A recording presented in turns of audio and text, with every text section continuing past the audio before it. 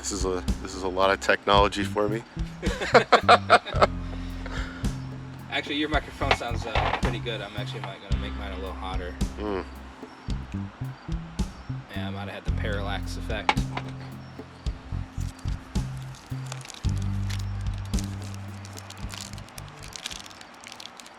Oh, listen to that. ASMR. Yeah. It's nice, isn't it? Crinkly cigar wrapper for you right there. Yeah, so you normally like to you do a cut on these, not a chisel. You can punch it if you like. I meant like that V thing. Oh yeah, I have the V cutter if you want to use it. I'm gonna do whatever you recommend.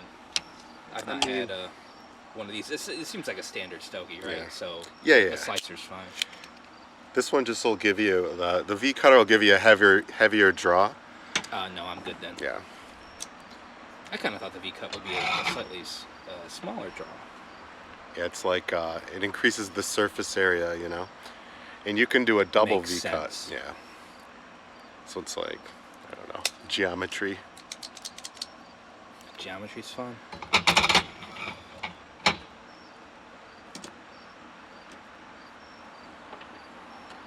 This is my, they call this, what, a slow burn torch?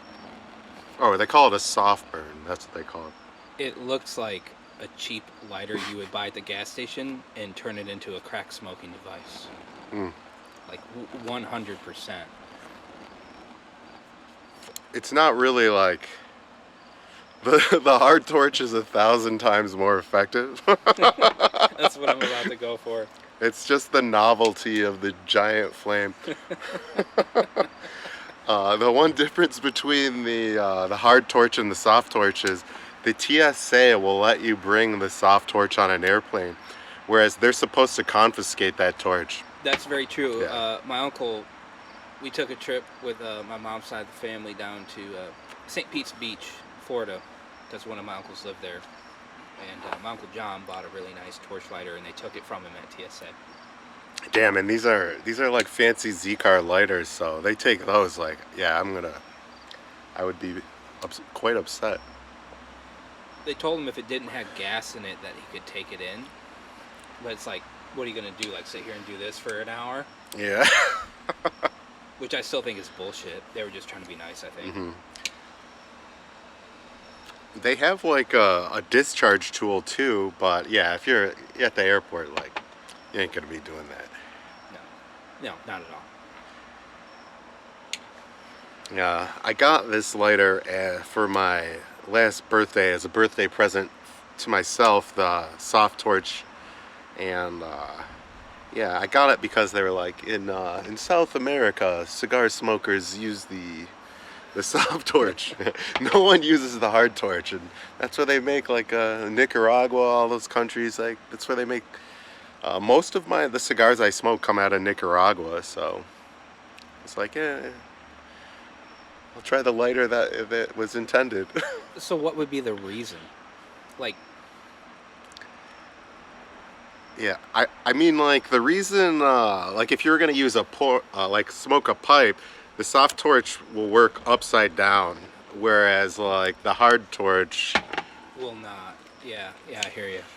I mean, it's more of a pain in the ass, like, but Well, and who wants to actually torch a tobacco pipe? Yeah, like you're gonna like the tobacco pipe.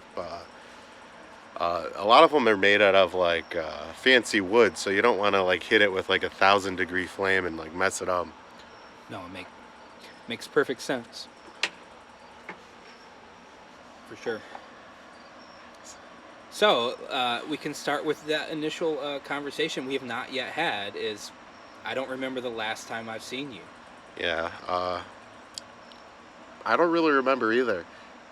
It could be at least a year, like, I remember there was a get-together at your house where you had like a little fire and you guys had a barbecue, but I remember it was the fall time, so that could have been a year. That could have been 2 years ago. I don't think it was 2 years ago because, right, we were still in like the clutches of the pandemic, right? 2020 August, definitely better than 2020 June. Yeah. But it makes more sense. It was that year, like 2021, a year ago, and it might have even been like later in October, because I remember that day and watching football on TV. Yeah, Like, it was before everybody came definitely over. it was definitely the fall. I'm almost sure. Yeah, I think that is it, because there was a recent uh, diaper party, baby shower thing for our friend Diana that I could not go to. A bee just landed right by me. Oh, it's a honeybee too. I That's know. awesome. Are you allergic? No, no. Okay, I mean, that's it's good. like, I've tons of flowers everywhere, so I get a lot of bees. Is he on me You right say now? yeah, just hold still. He'll fly. Yeah, there he goes. Gone.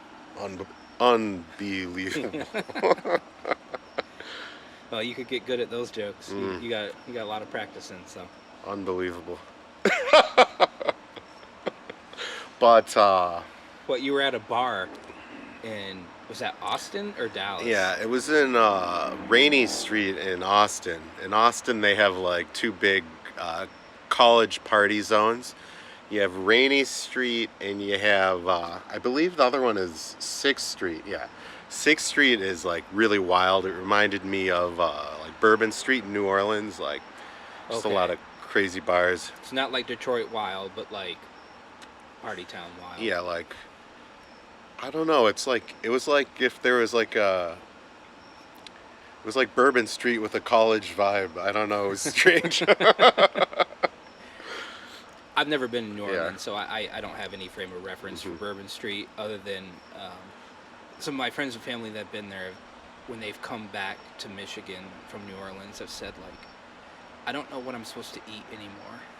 Like, I've heard the food down there is just unbelievable. Like, it's fresh. Like, you can get a good light meal that's just amazing, or you can go off the deep end, right, and get all the seafood and steak or whatever you want, and everything in between. And like around here, like, what's a good lunch option? And you're just like, just stuck for ideas. Yeah, Like, around here you're like pizza.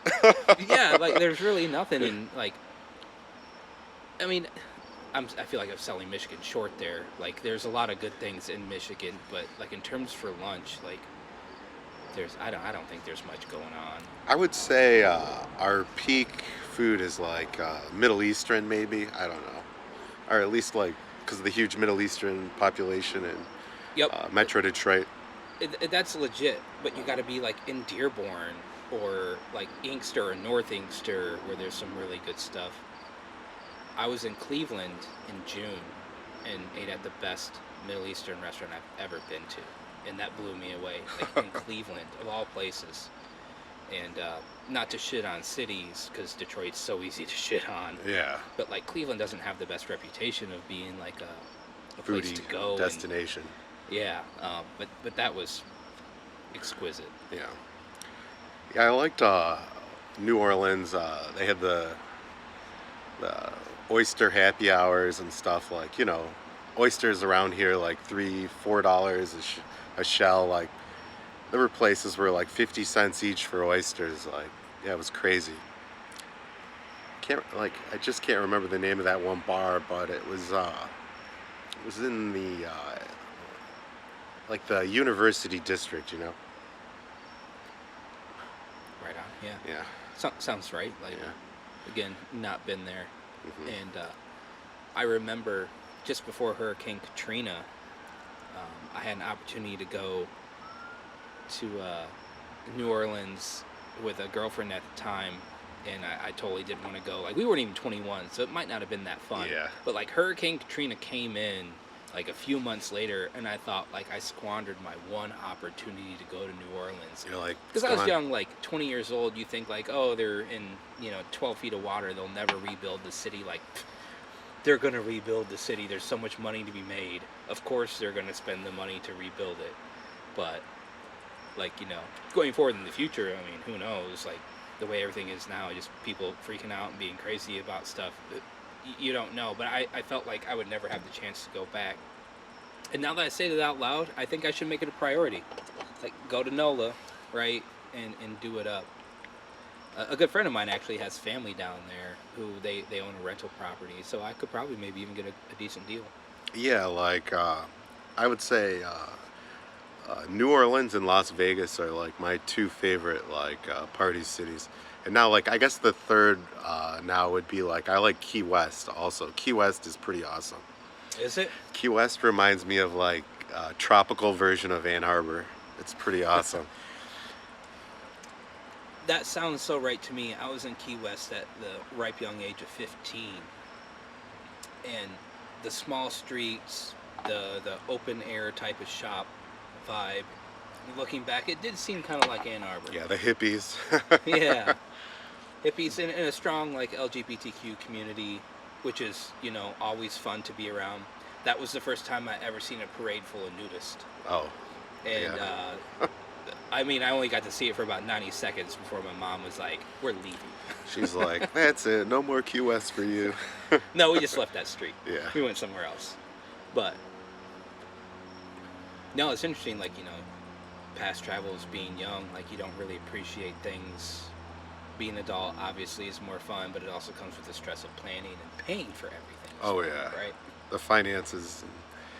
But it's like, yeah, Key West, New Orleans, Las Vegas, and back to Austin. So the 6th Street is like the crazy Bourbon Street College area. And then Rainey Street had a lot of like very unique, eclectic bars. Like, so through the magic of editing, I can get back to where we were about Rainey Street. Yeah, we were at Rainey Street in New Orleans. So Or you were talking in about Austin. There's in Austin, and there a bunch of bungalows. Yeah, it's like it's in an area that's surrounded maybe by like 50-story like condo office buildings, and there's one strip of property that's just these bars, right? And what all the locals were telling me is all of those bars are doomed. Like they already sold the property. So they're all going to get bulldozed, and they're going to put like, more condo towers or whatever there. So they're like enjoy it on Rainey Street because probably next time you come here, it won't be like that anymore. So yeah, that was kind of sad. But and they were also saying half of it has already been like demolished and built up. Oh, so what you saw was just like what's left over. Yeah, but it was still pretty cool. Like those. Literally, like they must have been personal residences at some point, and they just converted them to bars that sell $9 Bud Lights to $15 shots of Fireball. So they're making money, but they're not going to be making as much money as the corporate overlords that are going to erect the towers of business buildings and condos that are like sucks. $3,000 a month apartments. Probably, I have no idea. So like, where are those new residents going to go hang out if all these bars go away? Are they going to reserve the first floor of each building to be retail? Like, because that's common around here. Like you see, like they'll demolish a city block, rebuild it, and be lofts above and a restaurant below, or offices above and a restaurant. Which, okay, yeah, that's fine, but it's kind of shitty. Yeah. Really. What I was thinking is they'll probably try to reserve some of the character and uniqueness of Rainey Street, but it's going to be like a concrete, steel version. Like, I mean, they're going to try. But it'll be modernized and cheap. Yeah. But I've never seen anything like that, especially in like a downtown area. Like, we don't have anything like that in Detroit even. No, but Detroit's a really good landscape for it. There are so many homes and neighborhoods right off popular city blocks that they could do that. The problem is well, it's Detroit. Yeah. Some of those bars kind of remind me of bars in the Cass Corridor, like, what is the name? I'm thinking of Bronx Bar, but Bronx isn't like one of those. But, I mean, it's kind of like, the Cass Corridor is pretty unique. Yeah, I actually haven't personally seen it myself, even living in Detroit not Detroit, but the area, my whole life. But recently I've been working in the city of River Rouge, and there are a couple like neighborhood bars that look just like homes. And there's a couple in Ypsi too. not going to give any shout outs because I don't want to give the bar any publicity because I don't think it deserves it. But there are some bars in Ipsy that are literally look like somebody's home and the owner actually lives above it, or that's the folklore. I don't really know. But never something that I really... They're great college bars. One of them actually has a really good, to me, like, personal history behind it.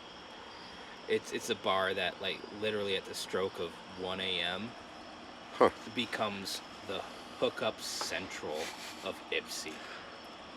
So it's a college bar. It's a neighborhood dingy bar. It has its good things. It actually they make the best chicken wings that you can get, I think, in Washtenaw County. Well, this is pre-pandemic. I haven't been there since. Especially because, like, you know, as you approach 40, you just don't go out to the bars just for chicken wings anymore. At least I don't. But this bar, like, every time I was there, at, like, the stroke of 1 o'clock, it was like every human that was holding out to hook up, it would just, like, the switch went off, and it was just like, make out, hook up central. People were leaving together as strangers out the front door of the house of the bar that it was. The best story ever. So a really good friend of mine. God. This is going to be public, I guess, potentially. But here we go. I'm willing to do it. So we were sitting at the bar together, and it's that 1 o'clock magic moment, and this woman walks up to him, and he's a really...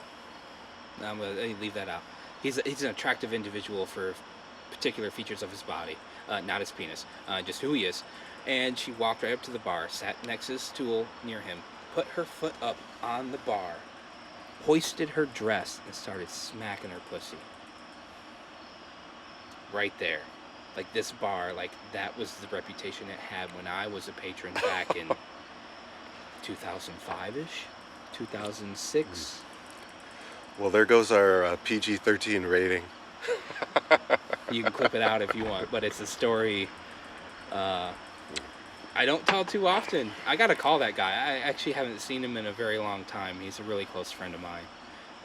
But, like, you know how life kind of takes you in different paths. Yeah. Like, you know, he's had a job.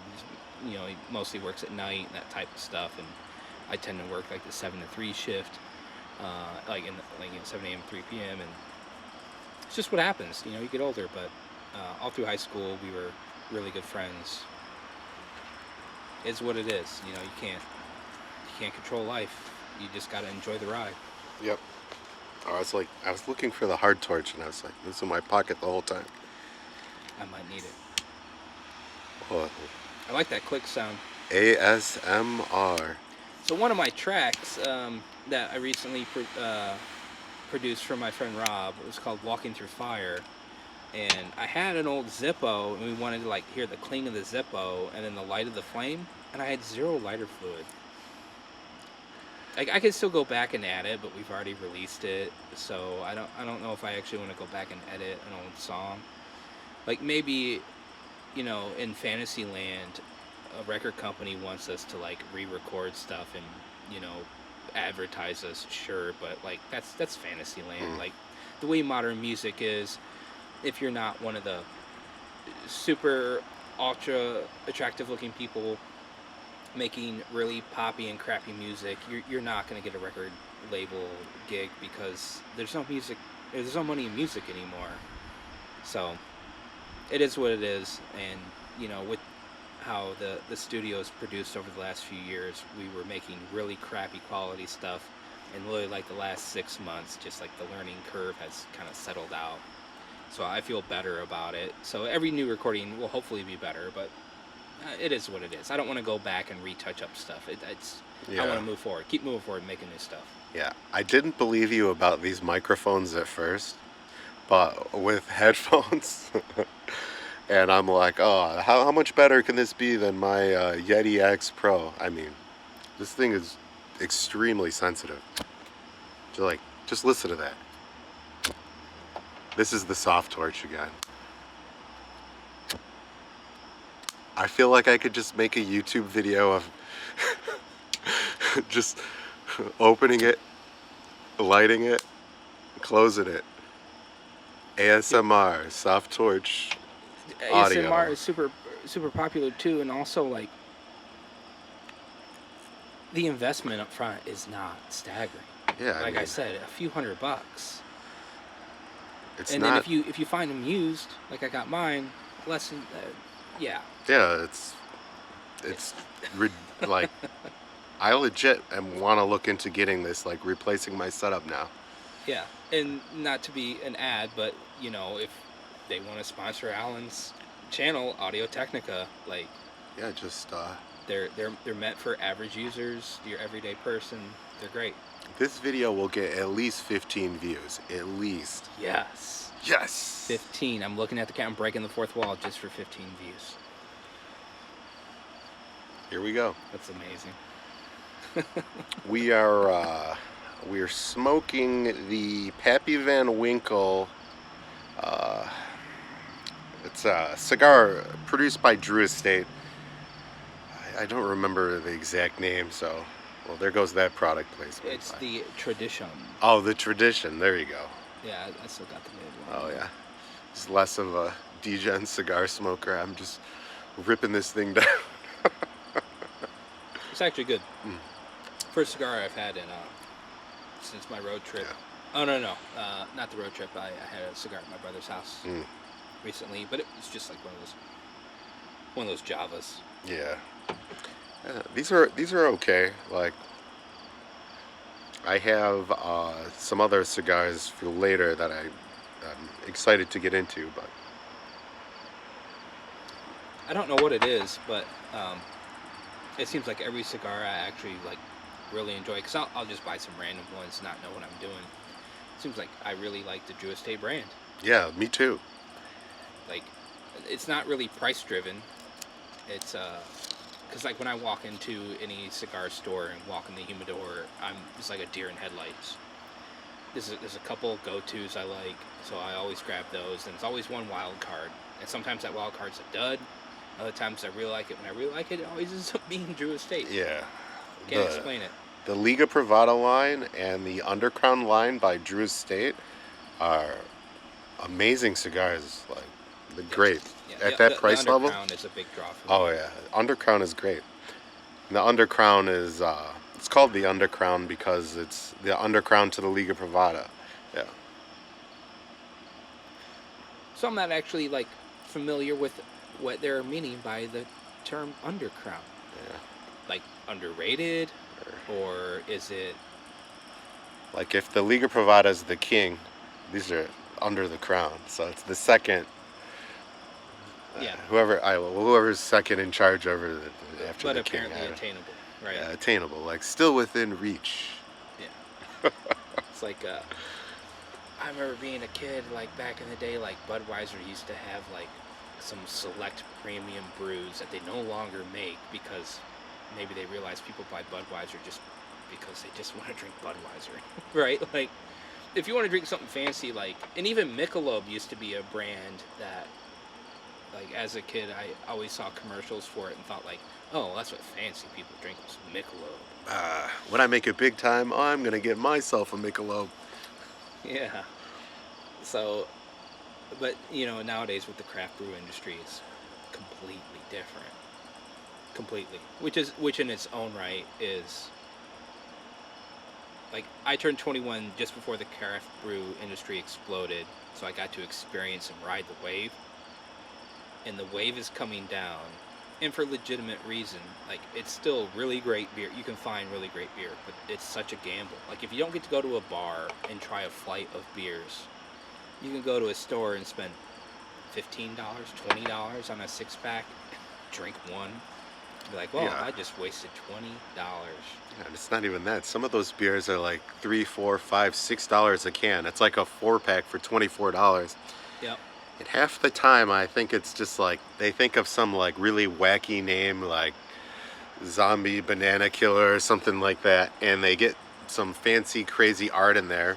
You're just walking around the liquor store. You're like, oh, that one looks zany. Let me try that. You're like, Yeah. I don't know. There's a lot of good craft beers. Don't get me wrong. There is, yeah. And nothing that I'm saying today at any point in time is trying to shit on or promote anything but like in my lifetime at this point of the craft beer industry, you know, there's the ones I know and like, and then everything else that's new, unless somebody else that I meet tells me like, oh, that was really good, I'm really not going to go look for it. Like there's a few of the seasonal ones that are pretty good, or limited release that you know come out at certain times of the year that always like, oh, okay, yeah, I'll get 1 6-pack, but Yeah. no, the tried and true holds standard. Your American brewers, your classic ones. Yeah, you're not living on the high life, but you can still drink high life on a good budget. And we're like a little bit spoiled on craft beer from where we are. We're recording now from southeastern Michigan. Michigan's huge in the craft beer industry. We got Founders, Bell's. There's some more like you got Griffin Claw, And even like more regional kind of small craft brewers like Atwater. Like they're Atwater, Michigan, but yeah. also Pennsylvania, possibly even Ohio. They might have some stores, but they've got breweries right downtown Detroit, and Atwater's. They have a couple good brews. Yeah. And then like you can get into like super micro, like I would say like Dragon Mead or Kunin's. I've been to Kunin's a couple times. I used to have a job site out that way every year for like a week or two, and every Friday afternoon we'd work late Thursday, get off early Friday, and go to Kunin's and have a couple drinks. Over near the Warren Tech Center for General Motors, yeah. They right actually, off Mound Road. Yeah, like 13 and a half in Mound. They actually have I like pumpkin beers, nutmeg, pumpkin, cinnamon, whatever. I don't know. Call it a guilty pleasure, but they have their purpose. Yeah, they have their purpose. They're good. I actually have one right now, but what was it? Kunin's makes a very small quantity of a pumpkin beer called All Hallows Ale, and they usually have a party where they release it, and I believe it's like either late September or early October, and yeah, they make one big tin of, or whatever you call that thing they make. Keg. Like, yeah, whatever. Like kind of like a keg, but like maybe like a still like it's like a keg, but like 20,000 gallon. I call it a silo. Yeah, pretty much. It's pretty much a silo. Silo of beer. They say like, oh, we put 100 pumpkins in there, but I mean, it's really good. But it's been like ages since I had it. Like since I was, because it sells out so quickly. Like I don't even know if they make it anymore. But I feel like the last time I had it was maybe like 10 years ago. But yeah, and they got me into pumpkin beer too. So yeah, I know what you mean about like guilty pleasure stuff. Like I'm a person where I never go to Starbucks or any other coffee company, except for every year around Christmas I always get a peppermint mocha. yeah, I do every year. Like it's just something. Me and the wife will go out doing some Christmas shopping, whatever, in the morning, because we try to like beat the rush, whatever. And then it's always like that. I don't want lunch, but I want something. It's like, that's it. yeah. With the whipped cream and little peppermint chips on the top, and Caffeine and sugar. How can you go wrong? Some of the best. That's what America's built on. Yeah, some of the best elements of life. 100%. Yeah, it's funny. The mic is so sensitive. I'm putting my my glass down on the table like I'm setting it on top of a landmine. Still, I can't touch the table. All right, I just accidentally inhaled this. Uh-oh. Now I can hear fire trucks and like in the background. I'm almost intrigued. Oh yeah. Outside the noise canceling headphones, you can definitely hear it. Yeah, so my headphones are not noise canceling, and I don't really necessarily hear them through the mic. However, fun fact, and we can edit most of this out, this technical talk. So there's two things you can do with a microphone signal. You can either compress it, which means it takes the loudest feature and gets rid of it, so that you hear little features like that. So that's compression. Dude, that was sexy.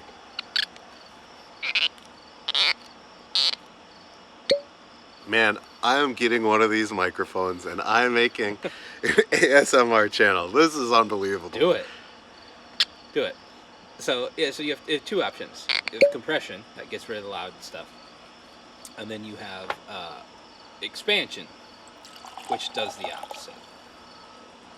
Expansion gets rid of the quiet stuff and only leaves the loud stuff, which expansion doesn't work as well. It's just the nature of the beast. It just is.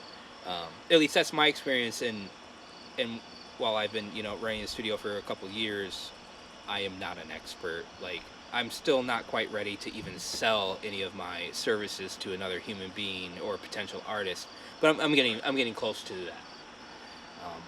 But kind of something you alluded to earlier about like video editing, it works so much better when you just take good video and you don't have to edit it. Yeah, you don't have to go back in post-production and just the same edit works it. for sound. And there's a guy on YouTube I follow, and I actually will give him a shout out. It's Joe Gilder. He has one of the best YouTube channels for beginning studio owners and stuff. He always preaches get it right at the source. You can't edit the errors out. You just can't. You have to get it right, and it takes time. There's a learning curve to everything that you want to do in life, and it took me almost 2 years, a little over 2 years, to feel more confident in my recording ability. But here we are today. Yeah, and just trying to do it. And guys, I'm serious. Like, this audio experience, like, it's blowing my mind, just like this wind. I mean, but like, if you don't have a musician audiophile friend like Nate, which I believe this is the first time we've referenced his name in the podcast now. We're like, oh, we're 30 minutes in, and yeah, this is Nate, and I'm Alan. Yeah, so you will know Alan from all of his content. Yeah, and I'm his buddy Nate. We met, oh gosh, like what, maybe a decade ago? Yeah, about 10 years ago. Yeah, our wives at the time were sorority sisters, and we met socially through there, and just over time we've just become friends, right? Like, you meet a lot of your wife's husbands, right? Or your wife's friends' husbands, and you're like, yeah, okay, this guy, he seems kind of cool, but it just takes time to warm up to those people, right? Yeah. It really does. But yeah, I mean, and again, we started this video, like, not even remember the last time we saw each other. And I mean, it feels like not a moment's passed since the last time I saw you. So yeah, it was just good cohesive wave brain, brainwave going on, and when you meet somebody you get along with, it's just easy. Yeah, and me and Nate through the years have like had all these like crazy, wacky conversations, and then one day we're like, damn, we gotta record some of this shit because it's like so wild and out there, like. People will find this interesting. I mean, like from the multiverse to the computer simulation, like you can just go on and on. All the real wacky stuff. Sentient AI, technological singularity, maybe future podcast topics. We'll see. Absolutely. This is definitely more of a meet and greet and, getting the nuts and bolts in place and figuring out everything, but definitely excited to see what can come from here and move forward. And then also, thinking about how the whole world interacts now on YouTube and every other platform it's just a great way to open yourself up and meet even other people. Even if you never meet them in person, you meet them virtually. Yeah. And get other people's insight into things. And there's even good things to take from trolls. Like, even trolls make a point. They might not make a good point, but it's always something to consider. Yeah, any kind of feedback, whatever. Fire away. Fire away, motherfuckers. Yeah. So, like, on to, like, kind of interesting things. And I don't know how deep we want to get into this, but it's something that's been on my mind a lot lately. And this is real off the cuff here. But how much your words impact others around you and impact how others perceive you in ways that you just like never really fathom. Like, I've met people in the last decade through work, and none of them were coworkers. They were other people that happened to be where I was at the same time doing something completely unrelated, but they would just say one thing to me, and instantly my mind just like done. Like no matter what this person says going forward, It's spoiled. Like Yeah. you'll always come back to that. I feel like I've had I've had people I've met, like initial relationships like that, where yeah, someone did something really stupid or something. I'm like, yeah, me and this person can like never interact. But there are like there are some I have made it through that. Like I have salvaged some of these and got meaningful relationships out of this. And then other times I thought I salvaged meaningful relationships, and then later I was like, motherfucker, I was right. right all I was along. right. What? God damn it! I should have listened to my fucking gut reaction. Yep, and that's also something else. Like you just can't write somebody off, because that's not fair.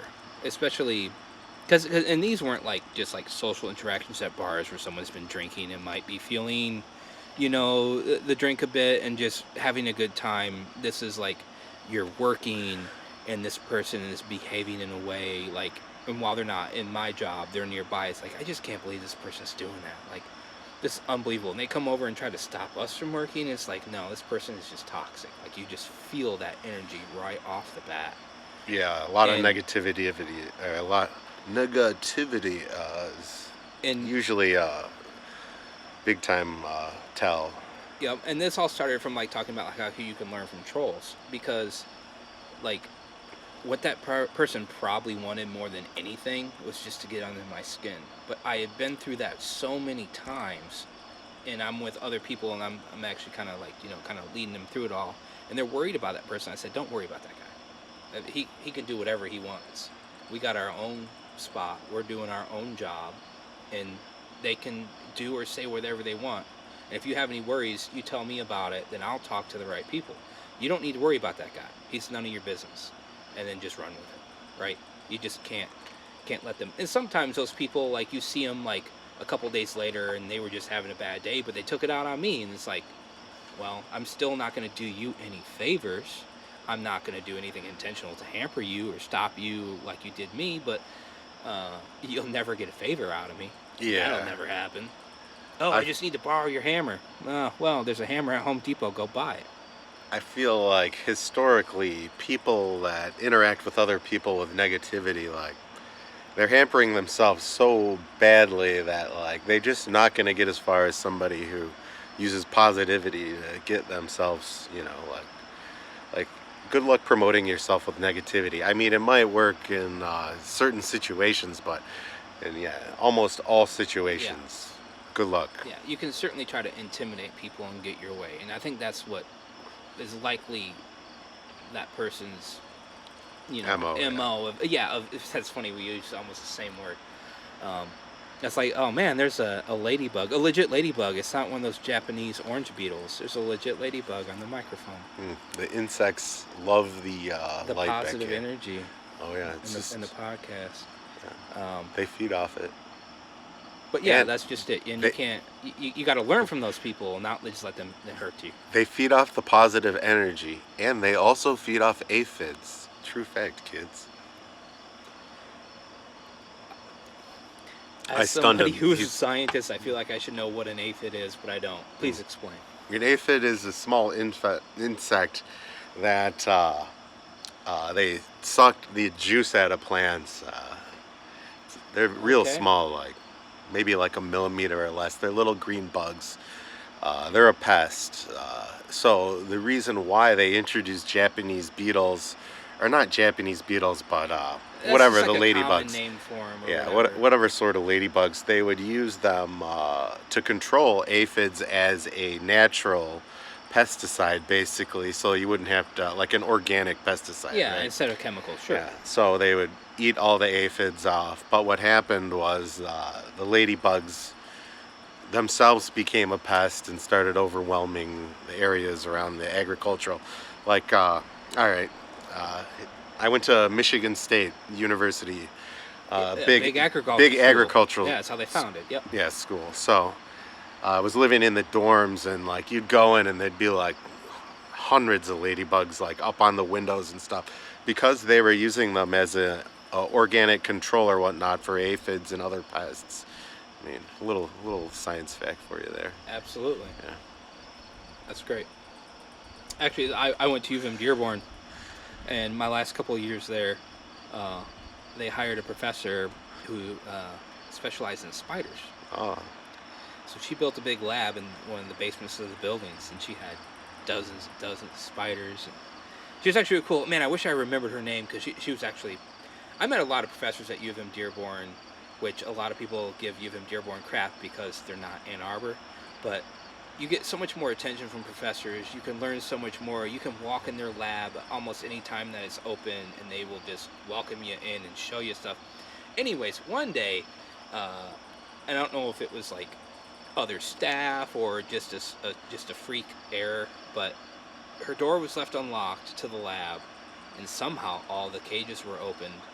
Literally, the entire basement of the building was closed down while a specialized team of people went in trying to rescue and recapture all these spiders. Now, I don't think even them were venomous, but they were like, I mean, spiders from like other continents. Yeah. Where like if they got out and started breeding or whatever, like it was a big deal. But that was kind of funny. Yeah. That it happened. I mean, as far as I recall, everything kind of went out really well. They got 95 or whatever % of all the creatures back into cages. I'm willing to bet they got 5% max. And they just told everyone, they're like, yep, we got 95% of them. Yeah. I also think it was winter, so it was unlikely that they could ever escape the building and actually like live. Yeah, it's like even the spiders need a heat lamp anyway, like, and the basement's probably so cold that they probably went into hibernation. I don't know, couldn't tell you, but yeah, it was definitely in the basement though. that was a good time. Yeah. That was a great school. I really enjoyed going to school there.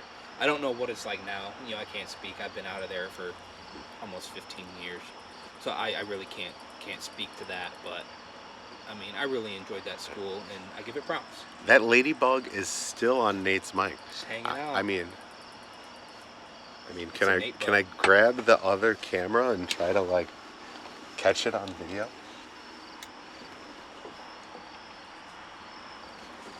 Oh, and this is gonna give me a chance for an ASMR zipper. I'm just gonna do it a couple times. You need one of those big zippers, like on those winter coats. And the zipper gets stuck. You're like, that's like annoying ASMR. all right, I'm gonna. Oh, the ladybug's still on there. Oh yeah. Lens cap removal.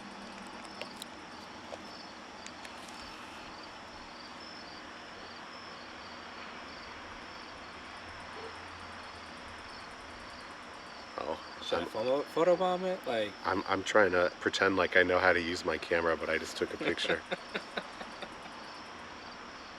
Okay.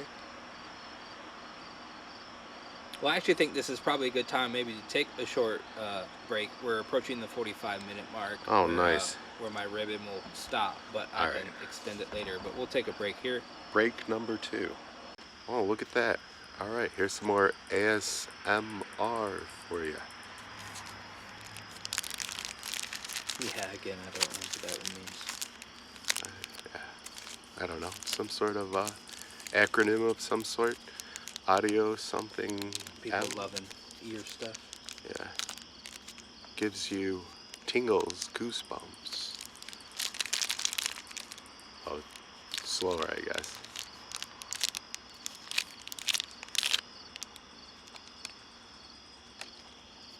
Remove the little end cap.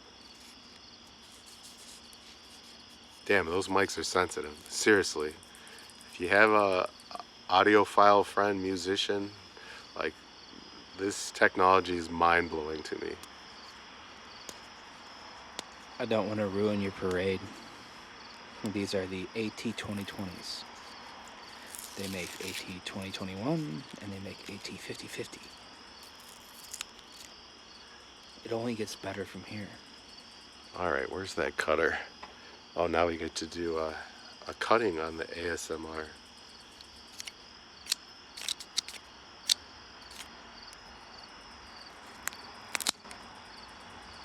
Wow, look at that. Debris everywhere. It kind of takes me back to sweaty balls. I don't understand the reference. Sweaty balls? No. Saturday Night Live, classic Christmas skit. Will Ferrell, Anna Gasteyer, and one of their major female leads. Can't think of her name. Great skit. Sweaty balls. Alec Baldwin. Man, this is a really good topic to talk about while you light this cigar. I'm so sad to hear about all the travesty Alec Baldwin is being involved with. And my sadness isn't giving an excuse to Alec's actions. I don't know who's responsible, but he was clearly the person holding the gun that shot another human being in the face. Tragic. So, it's super tragic, but he certainly holds responsibility. But whether or not it's all his, I don't know, and I don't think we'll ever know. Like who was responsible for checking if that gun was loaded or not. But I do feel like we lost the credibility of an amazing actor. Like Alec Baldwin's career with SNL, and then like even 30 Rock. Like 30 Rock was such a great show. Sarah and I just finished the 30 Rock series earlier this summer, starting it from season 1 all the way through. And he plays a great character. Now, Alec Baldwin personally has a colored past of being a jerk. And it is what it is. I'm not saying he's a great guy, but knowing that he'll never really get a role in the future, I'm a little sad. But to each their own, like, right? Like, a mistake happened. He certainly could have done some due diligence, and maybe it was an inside job. Who knows? And I don't want to presume or assume anything, but I am just sad that, I don't think there'll be any more new Alec Baldwin content ever again. Not even on Saturday Night Live.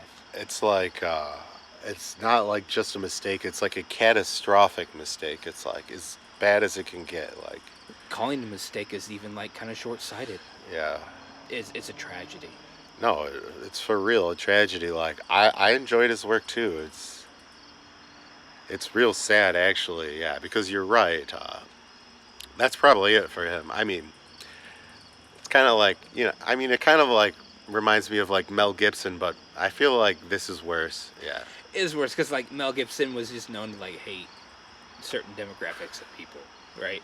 Where Alec Baldwin was just kind of known to be an overall kind of jerk in his personal life, but at least like his content was really good. Like, how many celebrities are actually known as good people, right? There's Keanu Reeves, great, like all around, like everybody loves him.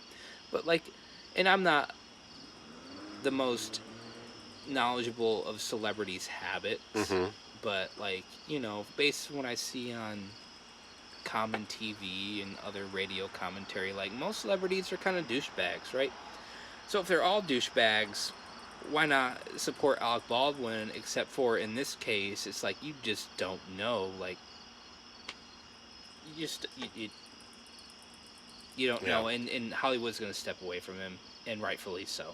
Yeah, it's like, was he extremely careless and reckless for this to happen? Must have been. The person was killed by a blank or a real bullet? And I'm sure there's more modern news out there about it, but the last I ever heard, which is when it was really a hot topic, was it was supposed to be a blank. And it was even questionable if it was the blank fragments that killed the person, but considering it shot through 2 people, oh my God, it was likely a live round. Yeah, that's sick, yeah. And that's what I think would happen. Again, like, don't take my word for it. Yeah. This is just my recollection of what happened. And it clearly seemed like if you're on a stage where there's potentially live ballistics and someone hands you a gun, don't you at least take that pause and even look into the Yeah, Like, open it was the a revolver. chamber. Like Yeah. open it up, look at it. Like, you have that responsibility as someone holding a weapon where there's potentially live weapons on stage. And that's another thing. Systematically, this should have never happened. With modern computer graphics, there's no reason that there should be live rounds. Yeah, in just use anything. CGI. It should be a 0% chance. Yeah. Zero. It should not ever happen. The only way that you should use live stuff might be in like legitimate explosions where nobody would be around, but like with guns and bullet fire. Yeah. All you need is a muzzle flash. It's like you don't actually need to be firing a projectile. It makes no sense. And then, so that whole thing in itself was just either a freak of nature or a complete setup. And we'll never know the truth. I don't think that family will ever have legitimate justice, and that's just my opinion. And I don't know. I have zero proof to back that up. None. But just considering how clouded the whole story was, that lady will never get justice. Yeah. That's the saddest part. And I still will miss Alec Baldwin in the roles that he played, even though he was known to be somewhat of an irritable, emotionally unstable person. Still, he brought comedic gold to our television and our lives. Is it weird that like I kind of like, I mean, it'll never come out, but I would like not, I don't want to see the person getting shot, but I kind of want to like see the movie that they were recording, you know? I don't know. Yeah, and I remember it was called Rust, and it could have been a great movie. Yeah, it's like Alec Baldwin did some very dramatic roles in his life, and one of my favorite movies he was ever in, and I'm not a movie buff at all. If anyone wants to know about my history in movies, talk to my wife. She'll tell you I don't watch movies. But his role in Beetlejuice, while it was a borderline comedy horror movie, his role, I mean that's where I really liked him the most. Like, it was such a great movie to me. And they've tried to reboot it a few times recently, and they've had many of the actors on board, but it's just never really come through. Yeah. And I think a sequel to that could be great, except for the fact that modern Hollywood can't make a sequel worth shit. I think like they were saying like they're like Michael Keaton's on for like a Beetlejuice sequel, or I don't know what it is, but it's like Tim Burton's on. Like, I heard it, Michael Keaton and both Winona Ryder, two big names, and Gina Heaton. That's her name, right? I'm not really sure. I think so. The whoever it was that played Alec Baldwin's wife in the movie, the two that were deceased. Yeah. I think it's Gina Heaton. I feel like a fool now that I say that name out loud. But they had some major characters on board, and one of them being Winona Ryder, who got massive fame through Stranger Things, re-entered the film and television realm. If they all agreed, I think they can still push forward without Alec Baldwin. You know what's funny? You say Winona Ryder, and I'm a Stranger Things fan. Like, I never made the connection. I was like, oh, that's the girl from Beetlejuice? Really? I never made that connection. Maybe I did because she was a bit older than me when the movie came out, but I had a massive crush on Winona Ryder. Like, when Beetlejuice came out, so I was born in 84, that movie might have come out in like 89 or 91, like around that time. I was really young, but nice. ASMR. Nice crack. She was one of my probably first like celebrity crushes. Like, Winona Ryder really was, and I wasn't really like into the emo scene then. That there was an emo scene, but she was an emo kid in the movie. It wasn't that. Baby goth. Yeah, I just thought she was really attractive. Like looking back in my lifetime, like, Winona Ryder was one of my earliest crushes. Yeah, I feel like that was like around like, I can't say that's the birth of goth, like, but it seems somewhat legitimate, aside from all the people that will come on here and say that it was some other band. Yeah, they'll be like, but that was like 20 years ago. But that's what the YouTube commenters are for, we'll figure it out. Hey, like I said earlier, all trolls present a learning lesson. Yeah, they can fill me on. But like, oh, this is an F-14. Oh, that's not an F-14. That is an F-18 AS strike fighter from Spain. Oh, sorry guys. Yeah, I didn't know the Spanish made fighter planes. I'll take a seat, please. Actually, to make it even more complicated, when you said F-14, I thought you were talking about a Tornado, Mm. which they only go to F5, or do they go F6 now? I don't know. My specialty's in ladybugs, so I couldn't tell you. Nate is taking his notes over there. You know, just a little bit of office work. Yeah. So you're probably wondering, you're like, so who are these guys? Like, who am God. I listening to? I still don't even know who I am, Yeah. right? We're just a couple of guys enjoying a beverage and smoking a cigar. Got the Drew Estate Papas Fritas now.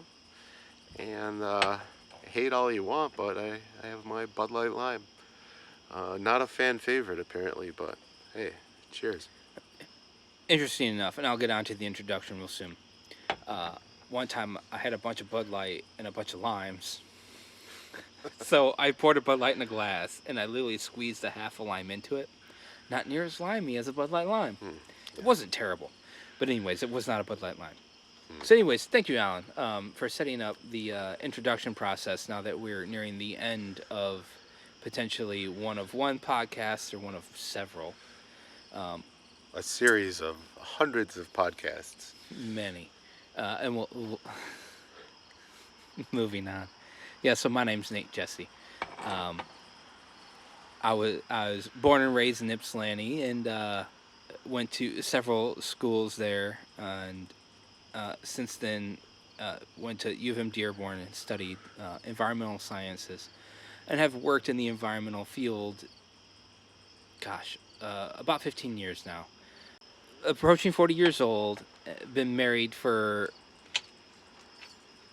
12 years, going on 13, to my beautiful and lovely wife, Sarah, who I love with my entire heart and being. And that's like an essence of who I am. There are things about her in our relationship that just transcend any other thing that I know. And while that's who I am, that's not who most people meet. I always try to be someone who is understanding and listening and trying to provide positive input of things, but also I have a lot of strong interests that can certainly dictate my ability to have a conversation. Those things I'm really interested in are music, audio production, recently golfing, which I'm a terrible golfer. I've never broken 100. I've never actually broken 110. I was golfing last weekend, and my score was 122. The average score, if those who don't know, is 72. I don't even know. I've gone golfing like 5 times. Golfing is just like a drinking and smoking event, but I would go golfing. The golf podcast. We should do it. It's a hot topic right now on YouTube. We should do it and just go all out. But yeah, so my handicap is around 50, which most serious golfers have a handicap of like 9. So, but I really enjoy it, and it's something that I've started doing with Sarah recently, and she's still learning her swing, but learning it fast, which was kind of similar to me. Like, and Sarah's very athletic, and a bodybuilder on her own right, and one of the most disciplined person I've ever met, and she, as much as it sounds dorky, like, you know, her success defines my ambitions and whatnot. So a lot of my attributes come from her in my ability just to kind of live better. So yeah, that's kind of me in a nutshell. There's obviously a lot more to every human, but that's kind of who I am right now. I'm an almost 40-year-old male living in America with all my own sorts of self-doubts, but also I know what I like to do and the things I enjoy, and I enjoy them while I can. And one of those big things is the whole audio aspect of this, and then the fact that I have some really good friends like yourself. Oh, thank you, sir.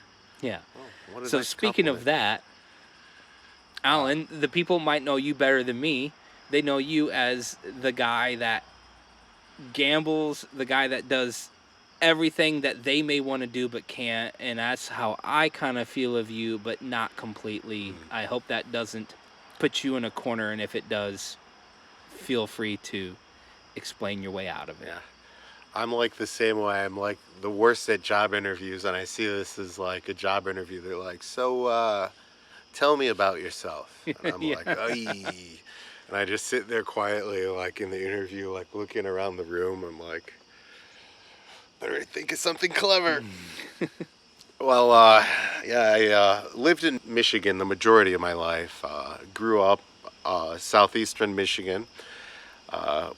As a young kid, I was like a gamer, played lots of video games. Eventually went to Michigan State University. Loved it up there. Amazing times up there. Like some of the best times of my life. Made some awesome friends there. And after I graduated with a degree in economics, and I worked for about 10 years in a bunch of bullshit corporate jobs. Like clearly, I can tell the corporate world, cold ice queen bosses, like team meetings, like, you know, those little birthday cakes in the break room, cubicles, neutral colors. I'm like, oh, this is a soul destroying environment for me. So eventually, like while I was working, it was during the poker boom, and I was going to the casinos. Like in Detroit, we got 3 big casinos. So after the moneymaker poker boom of like 2003 to 2010, I was playing poker a lot while I was working corporate jobs, and my goal was always to be able to quit and play poker full time. So eventually, I was working in accounting at the time, and I saved up enough money. And I was just like, fuck it. So I quit my job and I moved to Vegas in 2010. And I played poker in Vegas for like about 2 years, and I was basically living in hotels. I could have got like someone who actually wanted this to work probably wouldn't have tried to live in hotels, because I mean, I was probably averaging like, if I don't know, it sounds cheap, but it's like $50 a night was probably my average hotel stay. But I mean, that breaks down to about like what, $3,000 a month, or wait, that's 1,500. You're like, oh, this is why you were bad at poker. No, I wasn't bad at poker, but yeah, it's like so I lived in Vegas for about 2 years playing poker. I would come back to Detroit often because like I technically didn't have a residence in Vegas, and technically like I guess the state laws of Nevada, where you weren't supposed to stay more than 12 nights in a hotel because it made you a resident. But I was staying at the Imperial Palace, like Center Strip. To be honest, it was fucking awesome. Like, I was right in the middle of the action. I had like Caesar's Palace, Bellagio, Venetian, like all these major casinos surrounding me. The poker games were awesome at the time. Like, it was just a wild party environment.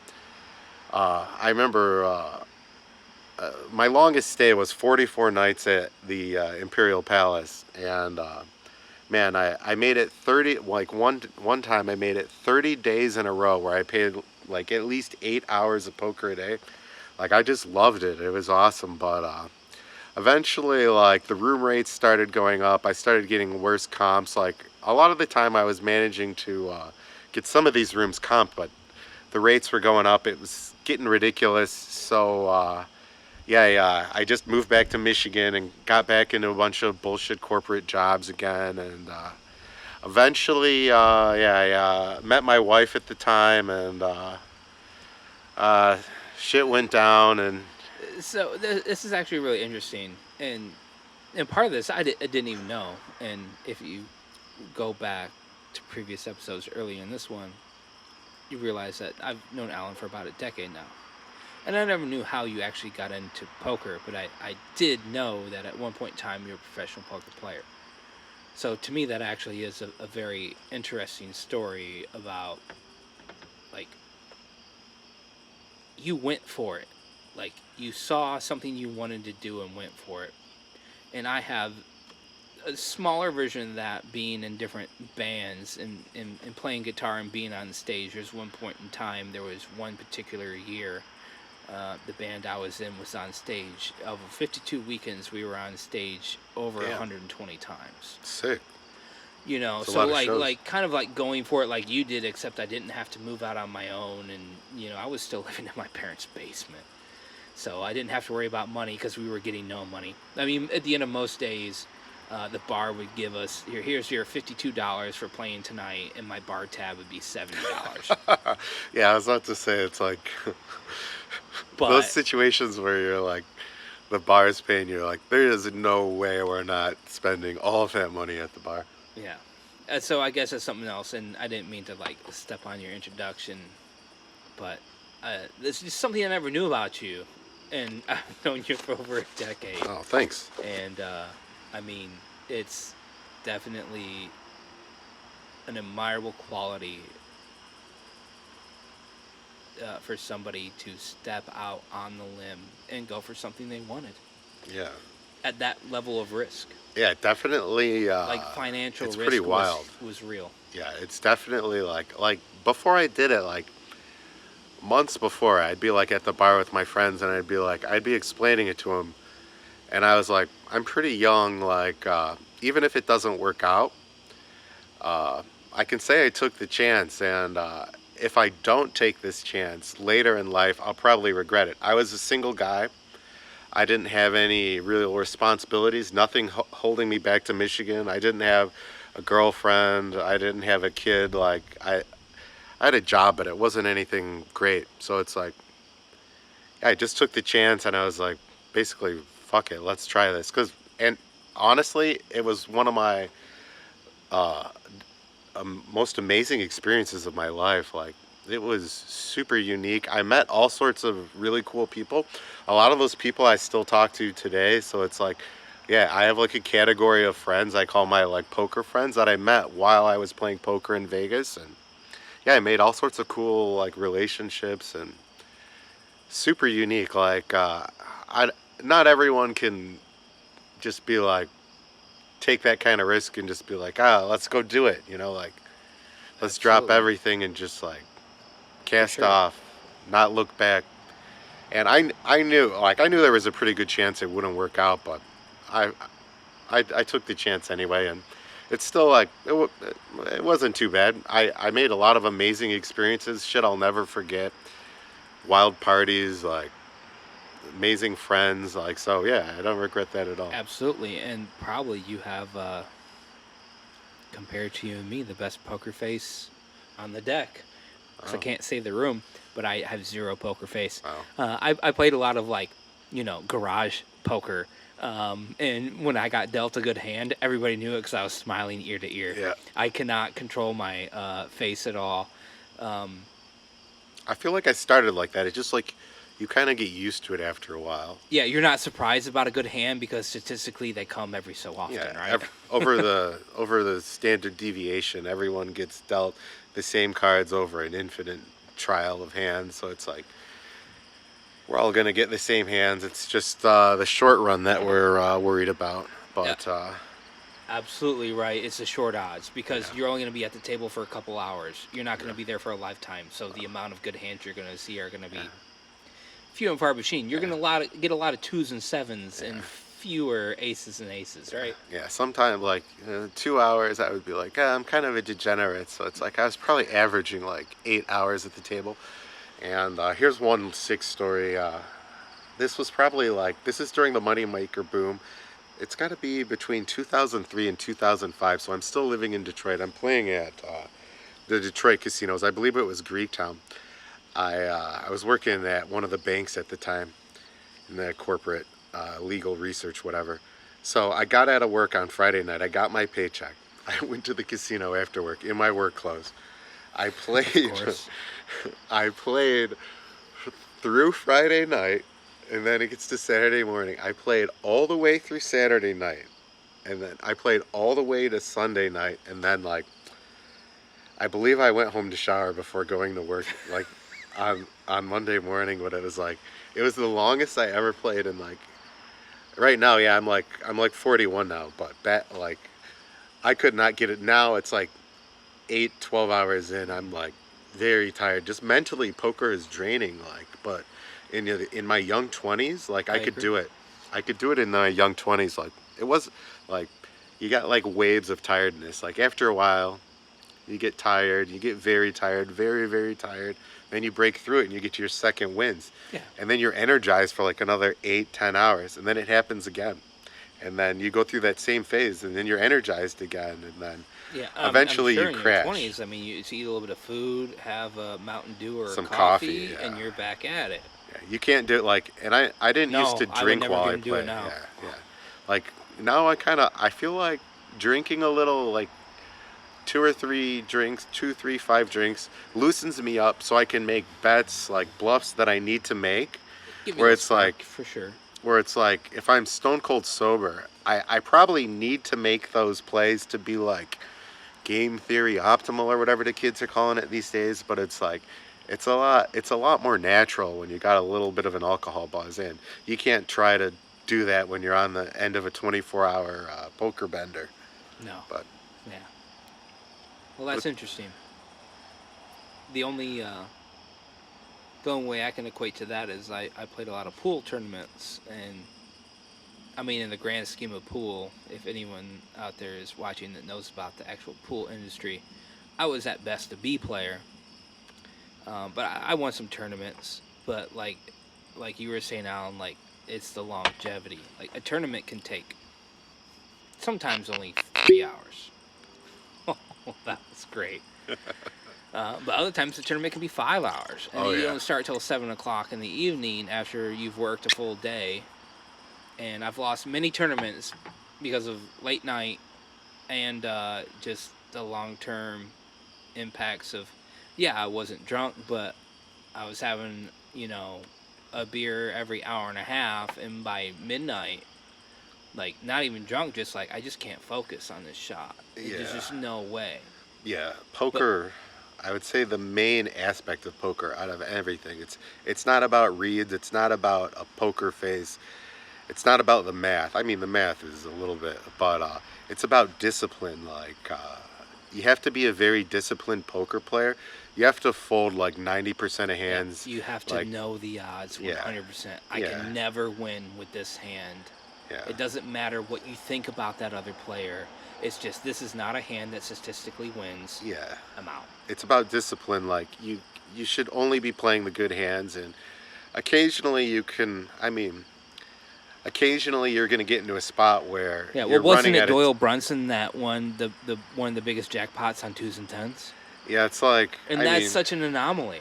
he probably got lucky, but it's like comes to a point where you can't wait for good hands anymore, and you need to start making moves. Especially in his situation, that late in a tournament, he's playing against one other card drawer, right? Yeah, he's got to just make a move. But when you're playing in a tournament and you're only halfway through the crowd. Yeah, Doyle Brunson's playing in the World Series in like 1978 when there's like 100 players. Yeah. Now it's like modern 100 World Series. players. Now there's like 5,000 players. Like in a single tournament. Yeah, it's like ridiculous. They have like 10 flights of players. Like, yeah,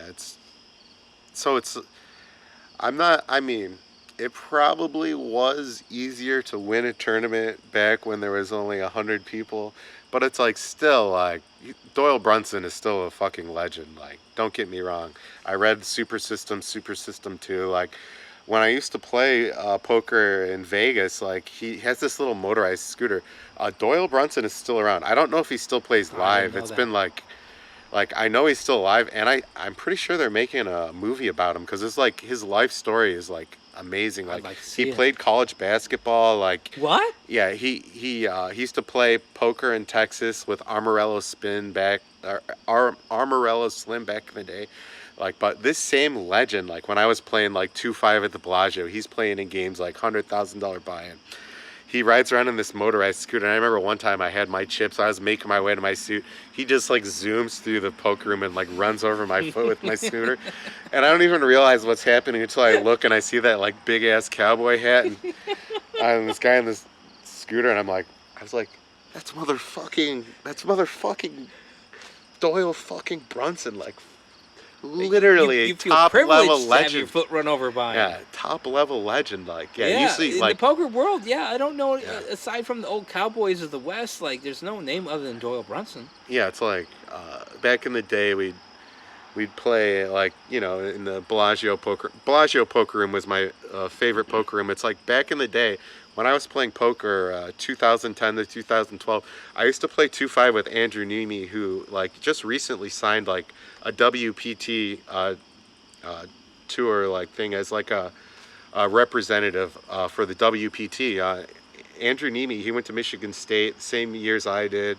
He grew up around here. Did It's you ever like, run into him? oh, yeah, I've hung out with him. I've like talked to him. Like, I think I'm in like one of his vlogs. But yeah, he's like a big deal now. So it's like, but we used to play like back when he was getting started. I was playing poker too.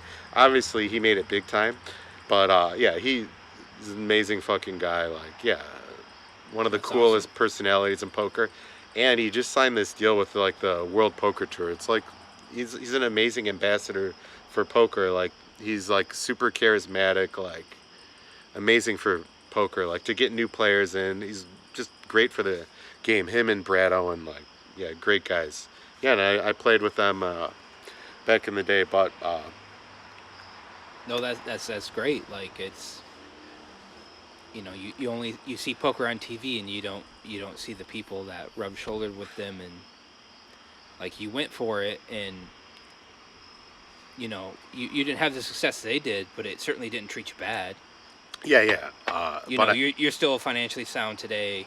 Everything is okay for you now, and I can see how gambling could be a dangerous thing to go into. Oh yeah. But as long as you're smart about it and know how to call your shots and be conservative about it, it's a viable future. It's just like any other future. That nothing is guaranteed. Yeah, I wouldn't recommend that anyone like just like straight up like For quit their sure. job and go into poker, quit their job like go into crypto or going to Yeah, you trading got to stocks. study. You got to know what you're doing. Yeah, You have to understand and, the risk. and- That's it. You got to understand the risk, right? And even if you do know all the risks, all the intangibles, you can still get ran over. And it's like probably 1 out of 10, probably less than 1 out of 10 people probably make it in that situation. But yeah, it's still, hey, you only live once.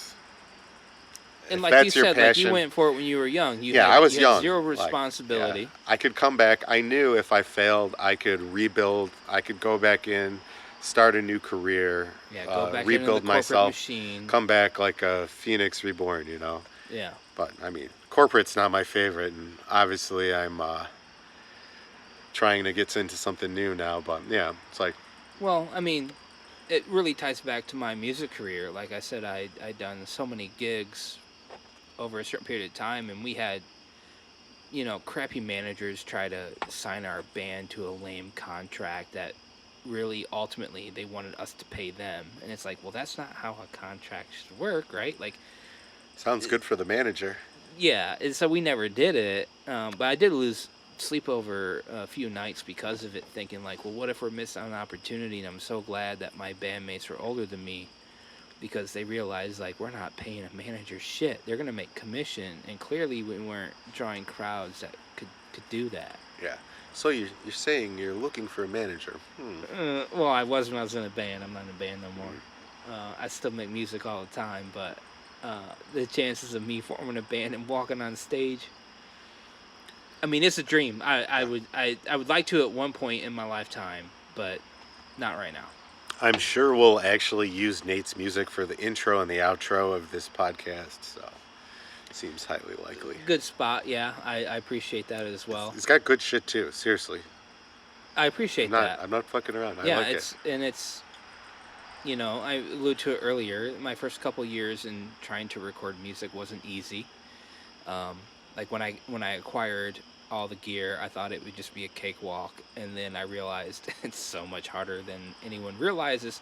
But once you learn the ins and outs, now it's like, if I get an idea, You have a giant moth on your shoulder. It just flew away. Dang. But the camera probably got it. But it was That's like, awesome. it was pretty big. It was like, I'm not saying it was the size of a golf ball, but hey, I don't want to like break your train of thought, so continue. no, you're good. But now it's now that I know what I'm doing, it's much easier for me to just turn on the studio and so long as I can play to the click track, I mean, we got something good going. And that was another thing. Like, I've always been able to play with a live band, no problem. And I guess that's something else in the intro I didn't really say is, my musical career, in second grade, I started playing the saxophone. And then all through high school, I played every type of saxophone you can possibly imagine. Saxophones that are straight, that look like clarinets. Saxophones that were baritones that are longer than I am tall. Like a saxophone that was greater than 6 feet tall. Like, crazy. But it was guitar that around 12 years old I started playing, and really around age 15 I started studying like the guitar greats. Like, Yeah. by the time I was 16 years old, I could play over a dozen Jimi Hendrix songs note for note, and I can't play them Damn. now because I no longer study other people's music. I just don't, and I've lost that muscle memory. But all that learning has stuck in me, and most music I start or write starts on the guitar, but now I've grown to the point where it can transpose into a keyboard or even another instrument, and then just be multifaceted, and I don't stick myself into one genre. Like a lot of guitarists only play jazz or R&B or rock and roll or this or that, and I try to be as multifaceted as possible. And it's also because maybe the music I like to listen to, I listen to anything. Actually, one of my favorite guitarists that's alive today is born and raised in Ypsilanti. It's John E. Morris. And anyone who goes to Washtenaw Community College or went to Washtenaw Community College back in the 90s and early 2000s knows who this man is.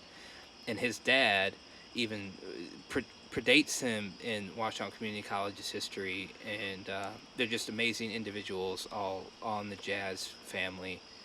And yeah, that's kind of like my musical history. Like, it really got into it in teenage years. And I guess one thing that's really important was, as a teenager, I got in trouble all the time. Oi. All the time. Whether or not it was doing something stupid in public or smoking marijuana. And my parents would ground me all the time. But the only thing they would never take away from me was my guitar. I could not watch TV. I could not listen to the radio. I could not, do other or see my friends or call my friends. And this is back in the day. There's no cell phones. To call my friend, I had to go to the refrigerator where the phone was and call my friend. Your parents, they knew that guitar was like a tool for growth for you, to develop your personality. Like, they could tell it was really helping you out, so they weren't going to take that away from you. That's the only thing they never took away from me, is I could always have my guitar. And I spent so much time as a late teenager even. This was like 16, 17.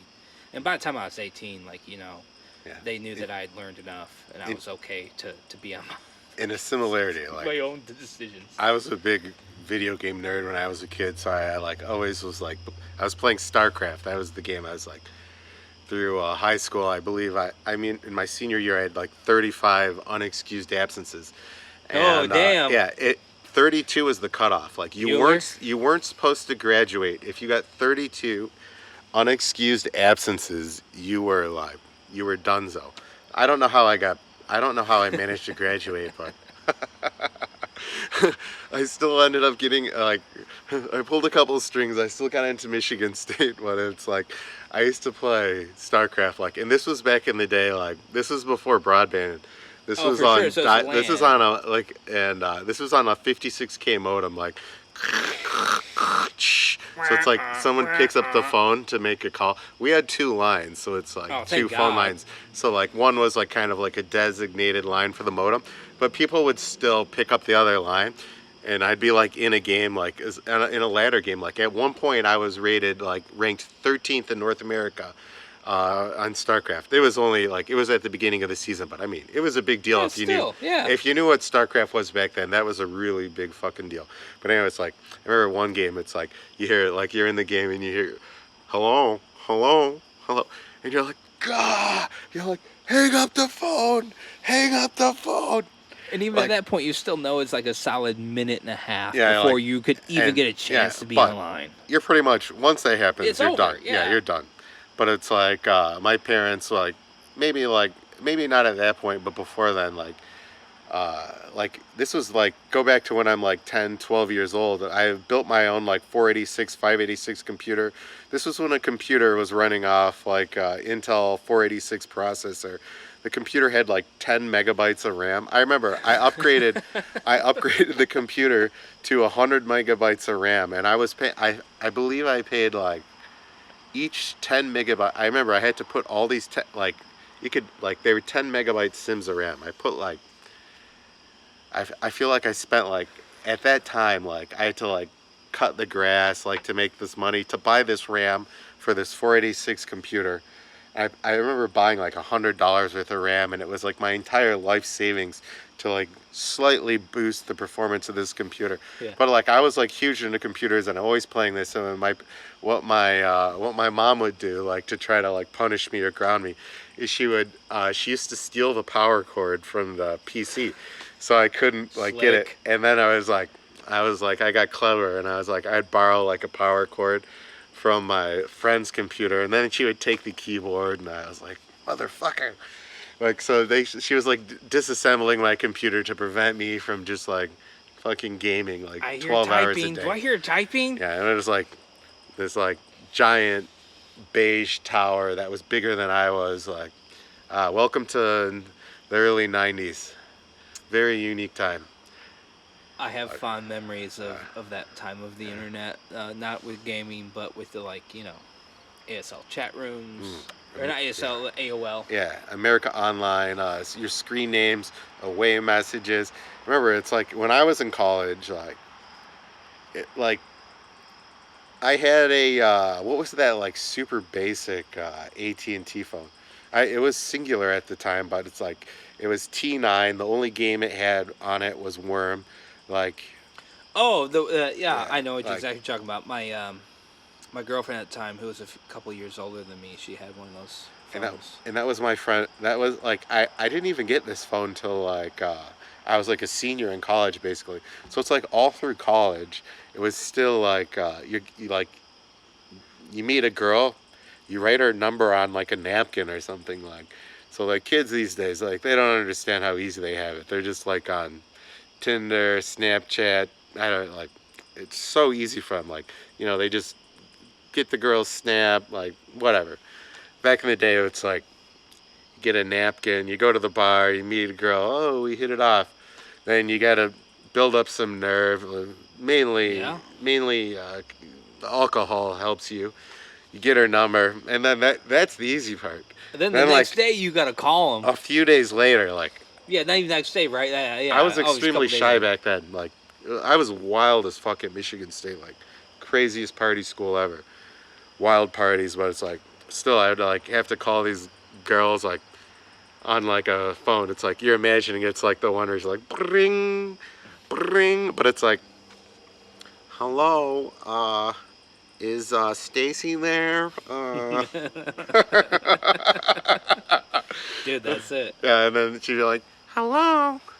And be like, hi, this is Alan. We met the other night. Remember I was that guy from the bar? She was like, oh, hi. And you're like, do you want to, like, do something sometime? And she's like, oh, no. Sure. Oh, they're like, okay, good. No. And you're like, oh, click. But yeah, that's how it was, and like that was still in my lifetime. So it's like I'm what you would call an old millennial. Like, so this is actually a really good segue because I didn't actually know like if you fall in the bracket of millennial. Like, I'm the oldest millennial. Like I'm like a saber-toothed millennial. And I do, but our difference is only like maybe 2 years, right? Yeah. But we still fall in the bracket of those that they think of in this other light of like you always had like GPS in your car. Like, yeah. I was out golfing with a friend and we got paired up with 2 older ladies because the golf course was busy and they wanted foursomes out there. So it was me and a friend and two strangers, and they were older than us, but not like that much. They were like maybe 10, 12 years older than we were. Oh, I was gonna say, save this audio file because this shit is real good. Yeah. So we're out there, and then one of them started like telling like a brief story, and it's all fine. Like actually these two ladies, like, and again, like I don't know if I explained this earlier, but I've only been golfing a couple of years. I'm not a great golfer at all, but at least like I can hold my own on a course. Like, yeah, I'll have some embarrassing moments, but I'm not going to slow the pace of the game. Like I can still golf with anybody. But these two ladies were like, and not that we were challenging them, they were playing against each other and we were playing to our level, but they were like smoking us. Like every drive they hit was straight down the fairway. Every chip they made, like, I wouldn't be surprised if one of them was actually golfing under 80, which if you golf under 80 in the real world, you're an excellent golfer. Like, it doesn't matter who you are. If you golf under 80, you're a great golfer. And I wouldn't be surprised if the one of them golfed under 80 and the other golfed under 90. And that day I golfed 121. So that's just a reference. I mean, this doesn't even sound that bad. 121 is terrible. Me, I'm the guy who's gets on the green and takes like 8 putts to get the ball in. But either way, like, but they started talking, and they were trying to, not that they were trying to, but they made it sound like that we were super young, and they were like, I remember like going somewhere and not having GPS, and it's like, well, my first 10 years of driving, like, we did have MapQuest that you could print directions on a printer. I have another story about this. But that's about it. Like, I learned how to drive. Like, so when I first got my driver's license, living in Ypsi on the east side, I would just drive to Ann Arbor. I knew how to get to the heart of downtown. And then I would just drive around for hours learning the city. Like, here are the freeway exits. How do I get from the center of downtown to that freeway? How do I get from the center of downtown to this freeway? I got a crazy story like this. Spent years doing that. And this would be a good segue. But I was just saying, like, us being on the cusp of millennials, it's not like we were born with a cell phone in our hand. Yeah. We learned that, but like, even saying that out loud, like, does it make us better people? I don't know. But go ahead. We just hit it a little harder than.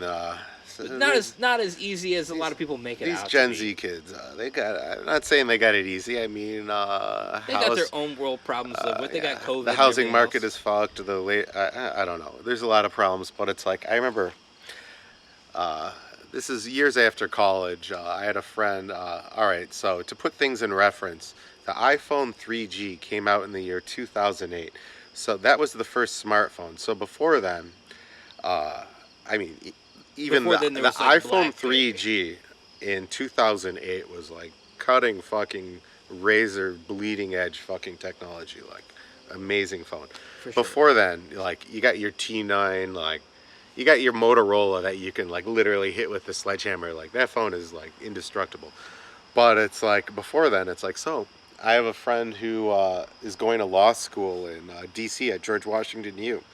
And, I live in the Detroit area, and this is, so there's a couple different options. You can use like your TomTom or your Garmin GPS. Oh, I forgot about those. They did exist. Dude, that's right, but I never had one. A physical unit, because your phone will not do GPS. Yep. So you either have to use one of those, or this is what I did.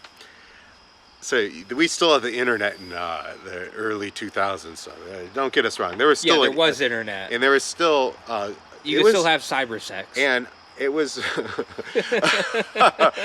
I'm pretty sure this was like pre-Google Maps. So now we're in MapQuest generation. Yeah, MapQuest or Yahoo Maps. Yeah, we're in MapQuest. So my friend lives in fucking Washington fucking DC.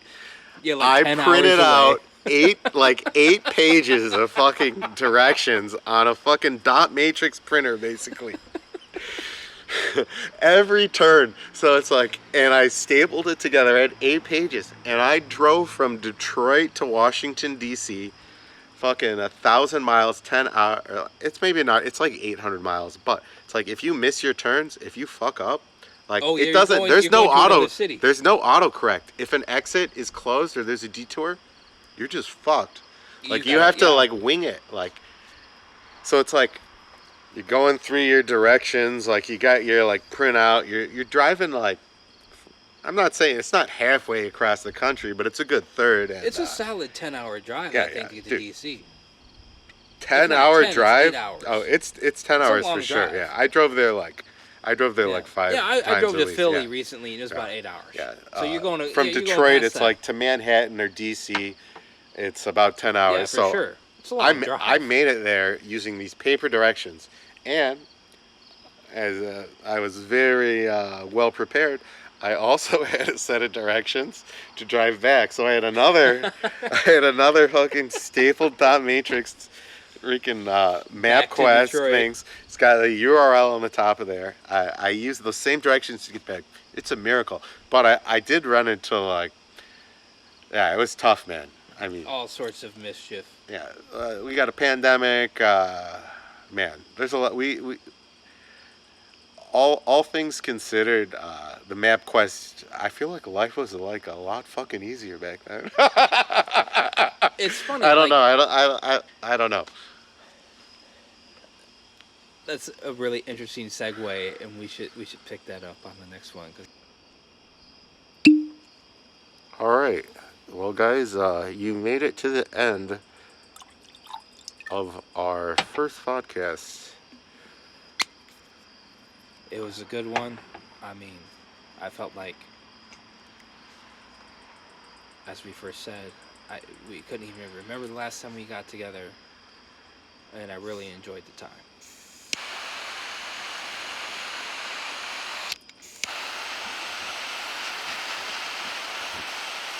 And I can't think of a better way to go out. Yeah.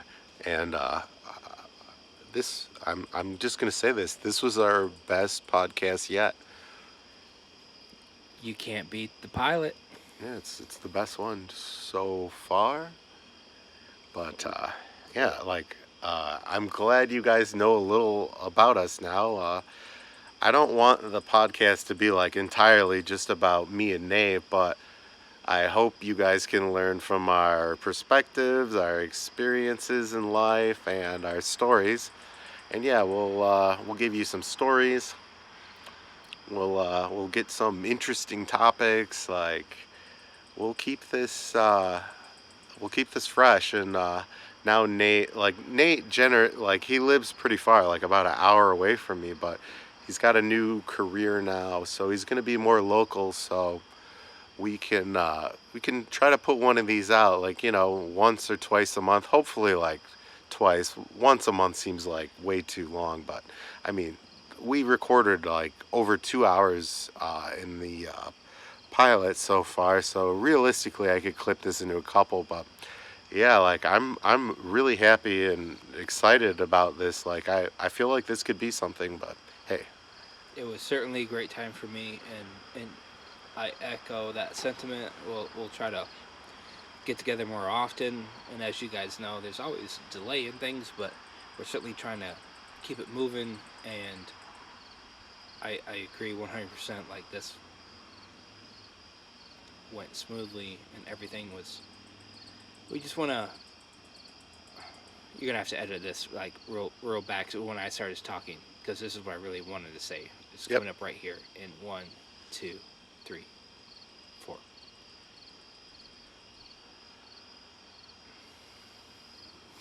take your time. I got you.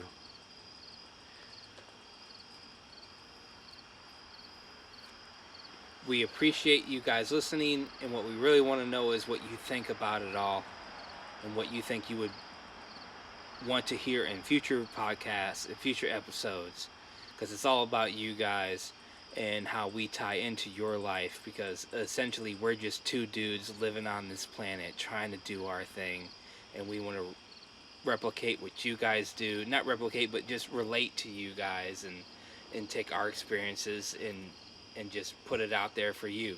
Yeah. And that's it. Anything you guys got comments on, chime in. Like, subscribe, watch these videos, and yeah, please, like, chime in. If you make a comment, I'll respond. Guaranteed.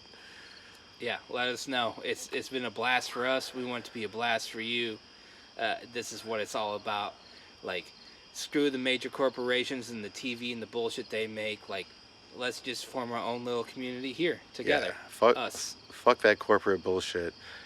Take a chance every once in a while. Sometimes you'll fail. Maybe sometimes you'll evolve into a greater thing. Maybe sometimes you'll fail, and those past failures will make a real fucking interesting story for a podcast. Just like before, the trolls are shitty, but they might have a good lesson for you. So thank you for everyone who tuned in, stayed in, and even those that were just here for a minute. Thank you for your time, and drop a comment below. Let it roll. Honestly, yeah. Thanks for watching. I appreciate you guys. You guys are fucking awesome. And yeah, thanks again. All right. Cheers. Good seeing you, bro. Good seeing you, man. All right. Good night, guys.